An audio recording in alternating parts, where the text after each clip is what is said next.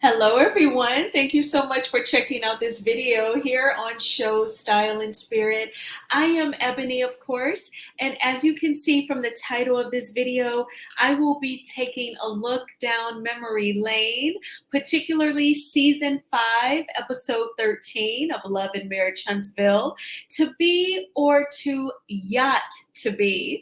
And so you all know that this is one of my favorite segments of content where I get to binge watch some of the older seasons of Love and Marriage Huntsville and talk about some of the topics that come about in that particular episode. So we're going to talk about a couple of things. One, when Melody brought up the fact that Martell was bullied as a child, and we're going to get into Miss Marlene's reaction to that, and then Melody's reaction to her. It is very enlightening. In my opinion, it falls under the umbrella of growing up while Black, if you have heard that term before. And then also we're going to obviously start out with Maurice describing the situation behind Kimmy's missed mammogram, which is very heartbreaking. And we're going to get into he and his brother Marceau's conversation. Now, before we do, you know what I'm going to ask. If you could please do me a solid and hit the like button, or even if you're feeling a little negative and you decide to hit the dislike button, it's all good. YouTube will then recommend this video to more people who enjoy discussing Love and Marriage Huntsville. And if you have not already done so, please subscribe to Show Style and Spirit. I would definitely love to have you as one of the showstoppers. And everything that I'm saying in this video is alleged and just my opinion. And the Copyright Act of 1976 says that my fair use commentary on these sound bites are allowed. All right, so let's go ahead and get started. So we're going to open up with the situation of Kimmy learning about the diagnosis during season 5. And Marceau already has this information from Tisha, but Maurice is going to open up to him kind of like he's feeling some guilt about the situation. So I'm sure this has already jogged your memory, but let's just go ahead and dig right on in. So I'm going to play this soundbite and then come back with my commentary. And we just got the diagnosis. Is highly aggressive. And it's certain. This is 100% certain. They've tested it. They've done a biopsy. They want to be very aggressive about treatment and everything. But you know, Tisha already told me. She did? I didn't hear it like this. Yeah, I figured she may have told you. I just didn't. I just wanted to make sure I told you. Well, she told me that it was like uncertain. You know, this is 100% certain, bro. And Tisha and I talked after she and Kimmy talking. I knew what Kimmy was going through, but I didn't know the full details of everything. My biggest concern right now is kind of looking at Maurice, and I'm seeing my older brother, who's always been a symbol of strength for me, and I see him scared, and that's the most concerning thing right now. How's she feeling? She's experiencing all emotions. I've been tasked with like telling most of the friends because she can't really like relive the story over and over again. Everybody's concerned or whatever, but God knows she's trying to be strong and she's trying not to think of mortality. But that's something that you have to think about. Man, I just got married, and damn, dog. As soon as I get something to hold on to, oh my God, that gets snatched away from me. It's like, how could we have found this sooner? Do you remember when I was pushing Kimmy to stop working to be a nurse? She missed her mammogram. And she pushed it because, like, the way that the insurance thing worked is that they said it was too early for her to get the mammogram because we was moving to a different insurance. And then she just forgot about it. And then this is what happens. And I'm sitting there thinking, like, man, if I would have been pushing for her to, go and do real estate, then it could have been that moment. Maurice, don't do this to yourself. Don't do that. At the end of the day, bro, I gotta tell somebody. I can't tell her, Maurice, you've got to block that out. I can't be on no what if I could. What if I could have. You know what I'm saying? I see what's going on. I see his eyes. Maurice has been the same guy for all our lives. Maurice can't go out in this tunnel and get his mind fixed on what he should have done. Now is not the time for that. I'd be doggone if you got a fire in front of you, you're asking who started it. Put out the fire first. I'm just trying to be strong for her, like in her presence. And the truth is I'm weak on the inside, but I just need her to feel like I'm strong. But I'm just as scared as she is. I just don't like the fear that you guys are in all day, every day. The uncertainty, and you guys are so headstrong, that means you're always thinking. And so I can't imagine what a thinker is going to go through day in and day out. Just being alone with your thoughts is scary to me. Yeah, I feel like as a husband, you're supposed to be a protector and a provider. And I'm a problem solver. And this right here is a problem that I can't solve. So what can you control in this? I don't know, bro. That's the thing. I really don't know. How do you feel day to day, Reese? That's the real. I have no control. There's zero control I got about this thing. I wish I could control my own emotions, man. I can't do that. I gotta be strong though, man. This is not strength. I can see when I'm around her and she's weak and I'm strong, and then he gives her strength. It's almost like she tries to act like it doesn't exist, man. You know why, Reese? Because you're trying to be strong too. If you in the room acting strong, then she gonna act strong for you too, and y'all both gonna be lying to yourselves and each other. You need to be authentic with her. Cry on your wife's shoulder. Just be there. Just sad, be sad, bro. I don't know if she needs strength or if she needs me to be real. Grace, be real. Be real. Holding up this shield of strength in this moment. I don't know if it's healthy, but it definitely feels good to know that I can release it. I've been an entrepreneur my whole life, so I understand what it takes to lean on yourself, to believe, have faith in things that may seem impossible, and then you bring it to fruition. I understand that. And in this moment, I feel mortal. I actually feel humbled by this experience.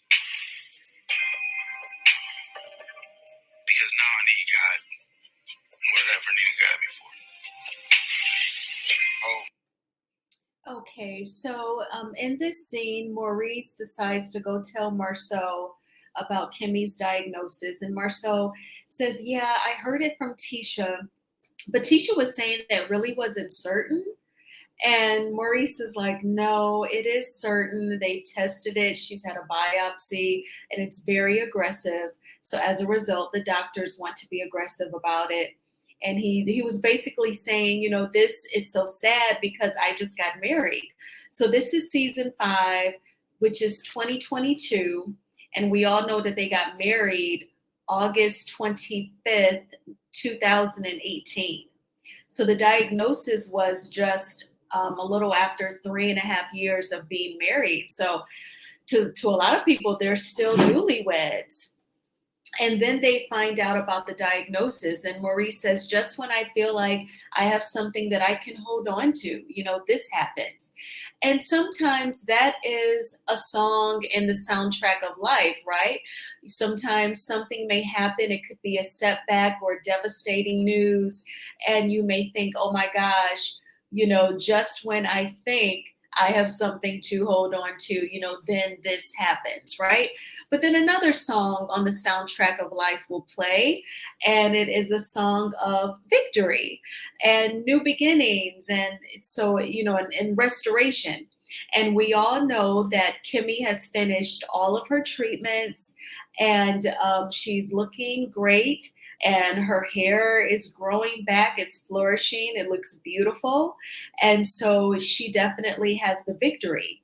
But in this moment of Maurice explaining to his brother Marceau about what happened, he says, when I was pushing for her to quit her job as a nurse, and then she did, she pushed back the mammogram because there was a switch of insurance. I'm guessing from whatever provider the hospital had for insurance to whatever new insurance provider they were getting as entrepreneurs.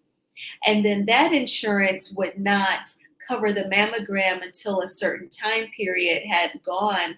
And then, according to him, Kimmy had forgotten about it. And then he goes, here we are.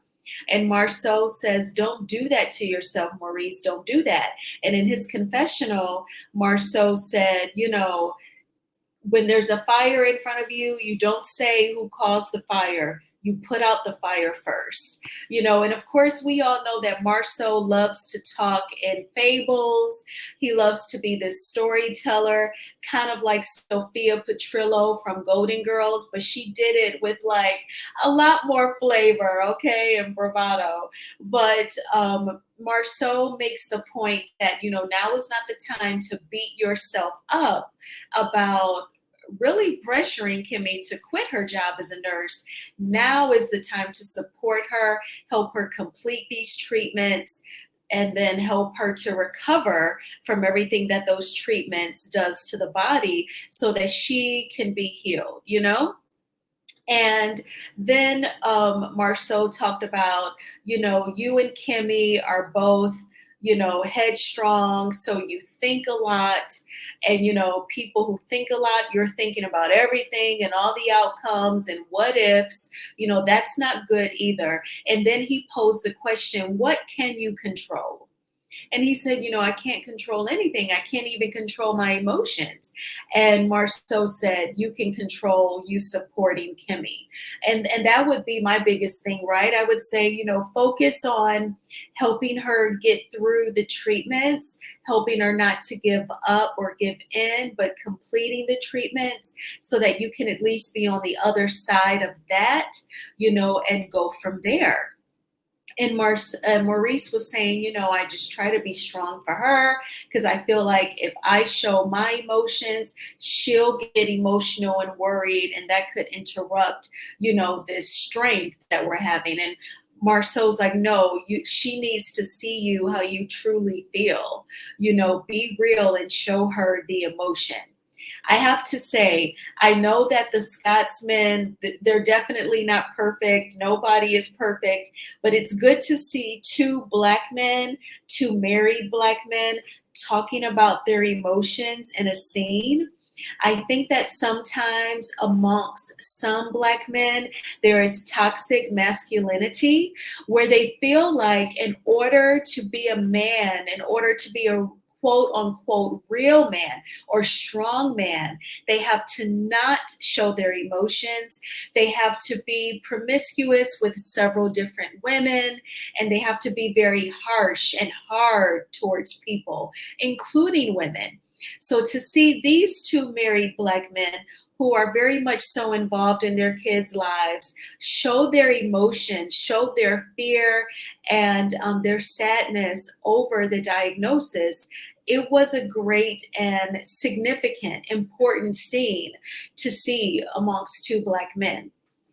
But I'm just thankful that this is a situation that we are looking back on, and we know that Kimmy is healed and done with the treatments. So then moving on to another important conversation is, Melody wanting to explore Martell's childhood. Now, of course, Melody was married to the man, so she already knows, but she wants to get his mother's perspective.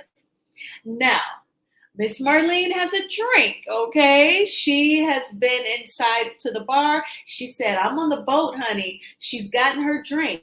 And when you're going to hear the ice cubes smacking up against that cup. She is stirring her drink, okay? But we're going to hear a Melody ask some questions. And so I'm going to go ahead and play this sound bite and then come back with my commentary. Ooh, look at Mama Hope. I'm on the boat. And baby, look good. How y'all doing? Hey. Don't tell her that, man. Okay. Hey.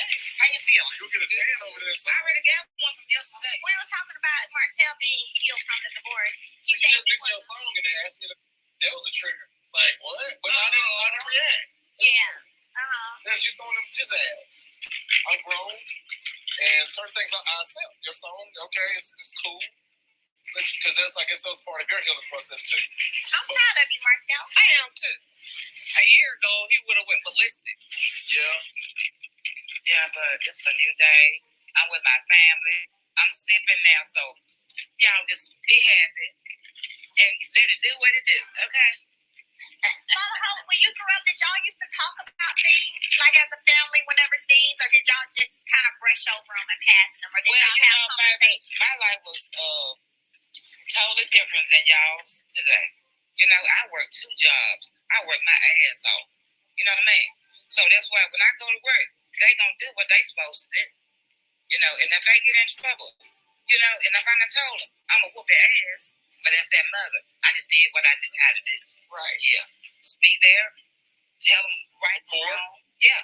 Always. Great support base. Yeah. So like if one of them was hurting, right, or sad, or something happened at school, I know Martell, you talk a lot about how you were bullied growing up, right? They don't be whining, you know. Yeah, But that's not considered whining as a kid. Yeah, it is. Not when you're 7 and 8. Martell's mom's response about communication and how she was in terms of with raising her kids and her, feeling like, well, that's not what we do in my house. I mean, again, it explains a lot pertaining to maybe how you were when they were kids and now them being these adults and unable to communicate. As you're trying to change the trajectory of things, you got to understand where you've been and heal from that so you can truly move forward. That's a good thing. They got both of y'all as parents. Yeah. This thing, a single woman raising 2 children. Baby, I'd have gave anything to have my kids' dad around. But your grandmama helped a lot, didn't she? Yeah. Well, you know, my mom was there, you know what I'm saying? But I didn't throw my kids on my mom. The fact of the matter is that there's nothing like family. It ain't, baby. Especially got good stories. And family should come before anything. Oh, yeah. Whether it be biological or by marriage or by children together. Yeah, you know, you guys have to love and respect each other. Yeah. Nothing comes before that. Right. Yep, hopefully you stay like this. As long as you don't start no kids who stay like this, I'm gonna check on these kids. I was gonna say it's gonna be whatever we make it. I gotta overlook everything Melody he's saying. Everything. I ain't studying them. Hey, do y'all, baby. Do y'all. Take care of them grandchildren. Do y'all. Okay, so a lot revealed in that soundbite. So Marlene comes in. Miss Van, Melody, and Martell, they're already seated. And Miss Marlene joins them. She's got her drink. She's feeling good, okay? Feeling fine, all right? And then Melody asks her, when the boys were growing up and you all had to discuss things as a family, did you just go ahead and have those conversations, or did you just brush things under the rug? And Miss Marlene immediately pivoted to the fact that she was a single parent who had to work 2 jobs. So it was their responsibility to quote unquote do what they had to do. And I would imagine that would be you go to school, you stay out of trouble and come home and do your homework and whatever chores that she may have assigned to them. And then she said, if I learned that they did not do what they were supposed to do, I would whip that ass, okay? And, very much so, very standard, very practical to give your kids some responsibilities and discipline if those responsibilities are not met. So then Melody specifies, and she says, well, what about if there was a problem or if they were hurting or if something happened in school? Because Martell, you said that as a kid, you were bullied. Did you all ever talk about that? And Miss Marlene's response, well, first Martell said, oh, I don't think I told her that. So he's starting to cover for his mama, kind of like what Miss Marlene does for him. And Miss Marlene, she says, well, that's whining. And Melody said, whining? That's not whining if a kid is getting bullied. She goes, yes, it is. And Melody said, not if they're 7 and 8. That was so important. First of all, kudos to Melody for being an empath and acknowledging the fact that Martell was bullied as a kid.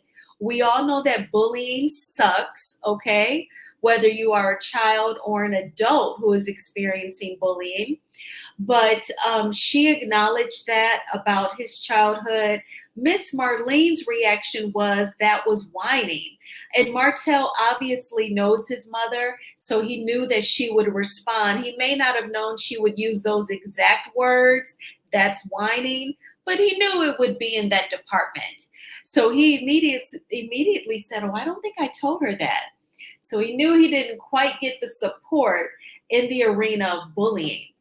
So I posed the question, did you grow up in a household or know someone who did, that as soon as the parent realized that another child was picking on their kid, they would tell them, you better fight them, and if you don't, I'm gonna whoop you.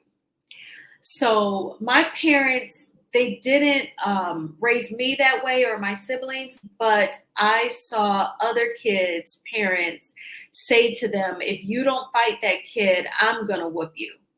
And then the kid is then dealing with a choice to either physically fight another kid or experience the whooping from the parent.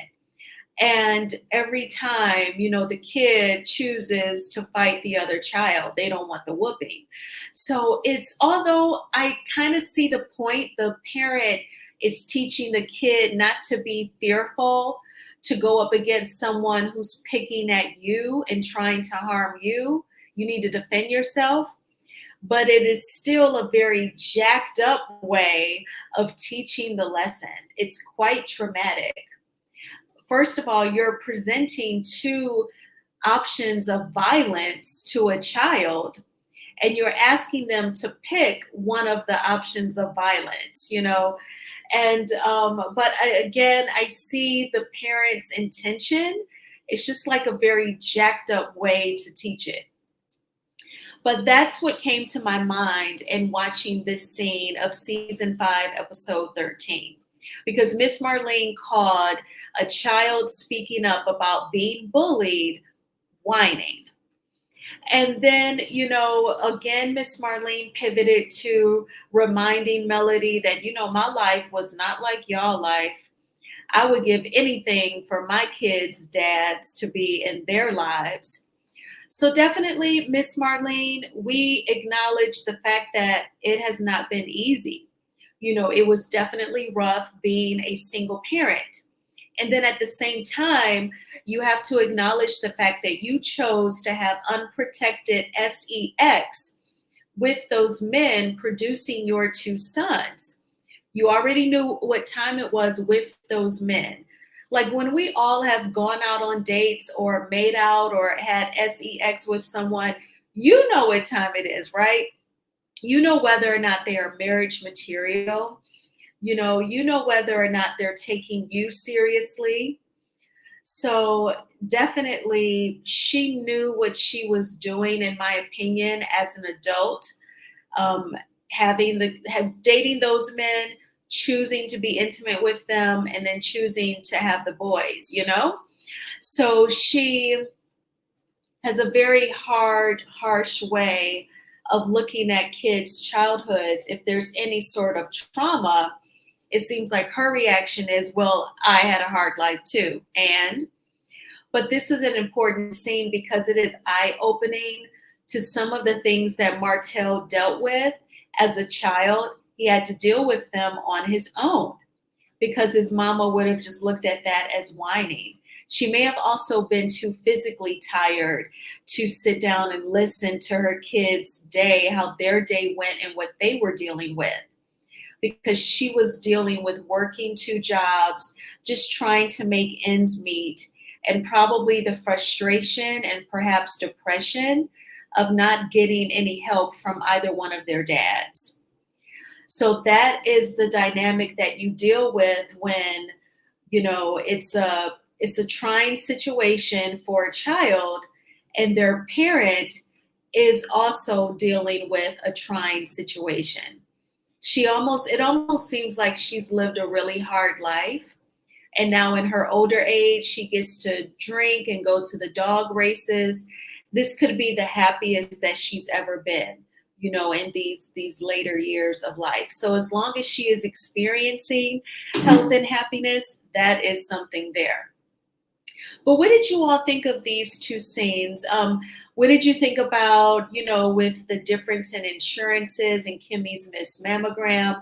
That was always like heartbreaking. That scene the first time I ever saw it, I remember it just tripping me out. Like, oh my gosh, you got to be kidding me. Especially when I was so irritated back when he would try to get her to quit her job. And I'm like, no, that's a great job. I could tell she loved it. And I could tell that her boss adored her. As soon as she tells Maurice, oh, I gave my boss a 6-month notice, I'm like, oh my gosh, her and her boss adore each other and they do not want to depart from each other. And Maurice is making her. So that scene it just tripped me out so much. And then with this scene with Martell, Martell, he has to know what he's missed out with Melody, but literally the empathy that he did not get growing up, he had from his ex-wife. And that's a moment when you say, look at God. Like literally, he had the opportunity in a permanent relationship, ideally called marriage. He had that opportunity to heal from that childhood. But, he effed it all up because he did not get it from mama. Well, I hope that you all had a fantastic weekend. I did. Yesterday, after just doing normal Saturday things or things, I saw the Usher concert film.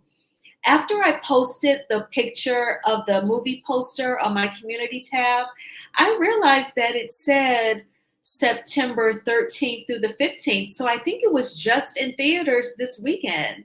But I'm so glad I saw it last night. Everyone in the theater was grooving, okay? We were just having a great time. Like I said in my community tab post, at moments you thought you were at the strip club, okay? There were multiple strippers. Then there was the head stripper. She walked out, baby, like she owned that stage. And she whipped that thing on Usher, her behind. And he was like, nice to meet you too. And I can't think of what song it was, but all his dancers, it's like they were at the strip club. They were all clapping their hands. The head stripper, she was on the pole. Her head was towards the floor. Her legs were upward, and her legs were coming together every time the dancers clapped their hands. Her legs was coming together as if they were clapping. Then he had a couple of dancers on one pole together. They provided a very interesting visual. And it was just overall a great show. He sung like all of his hits. There was a time where he goes out into the audience. There were some twins from the Bad Girls Club there. And Usher's a little freak because them twins had their boobs out and he was singing There Goes My Baby. And instead of saying there she go, when he saw those twins, he was like, there y'all go. There y'all go. And he looks at his bodyguards and he's like, I think I'm going to hang out in the audience for a while. I'm like, oh my gosh. But it was so much fun. It was a great time. We had a blast. And today, after I took care of some business, I got some exercise done. I got my groceries. And then I decided to go to the beach. And I was there for a couple of hours and I did some reading, some more. I'm rereading The Family Business 6 because I'm waiting on 7 to come out. It was supposed to come out in August. I guess the book isn't finished because now it's January. So I'm rereading it, and I did some journaling, and like I took some photos and videos of the birds that were on the beach. They were just a talking and a walking and a flying. And yeah, I had a great weekend, and I hope you all did too. And it's going to be a magnificent Monday. It will not be a manic Monday. Be sure to do whatever you have to do to have a smooth morning. I've already meal prepped for lunch. I did that tonight as soon as I got back home from the beach. And yeah, say your affirmations in the mirror, do some journaling and or prayer, and everything is going to be all right. And that's Romans 8:28. And I will talk with y'all soon. Bye.